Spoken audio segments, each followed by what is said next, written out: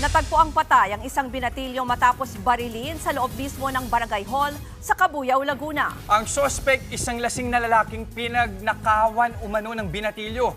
Tila natsyempohan ang pamamaril na wala gaanong tao sa loob ng barangay hall.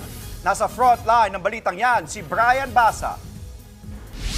Sa loob mismo ng barangay hall na ito sa barangay Marinig sa Cabuyao, Laguna, nagtapos ang buhay ng isang binatilyo. Ayon sa ina ng biktima, linggo ng gabi nang ipatawag sa barangay ang 16 anyos na lalaki. Inirereklamo siya ng pagnanakaw ng bakal sa isang bahay. Agad naman itong ipinaalam sa kanyang ina. Pero nang dumating sa barangay ang ginang, laking gulat niya nang matagpo ang duguan at patay na ang kanyang anak. Yung anak ko daw po ay nasa barangay. May pumunta po itong Tanod, yung Tanod. At pumunta raw po ako doon. At yung anak ko daw po. Pagpunta ko doon,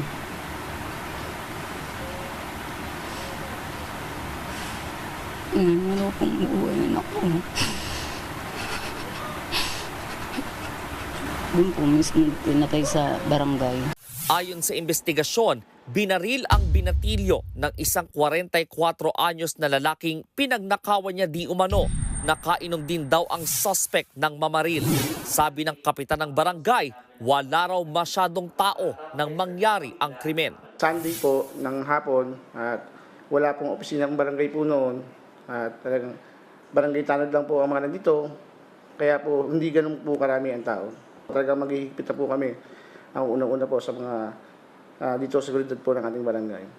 Agad namang naaresto ng mga pulis ang suspect matapos ang follow-up operation. Nakakulong na siya ngayon sa Cabuyao Police Station at nakaharap sa kasong murder. Nagbabalita mula sa Frontline, Brian Basa, News 5. Mga kapatid, Jess De Los Santos po, huwag magpahuli sa mga umaaksyong balita at napapanahong issue sa bansa. Para sa mas malawak na balitaan, mag-subscribe at mag-follow sa social media pages ng News 5.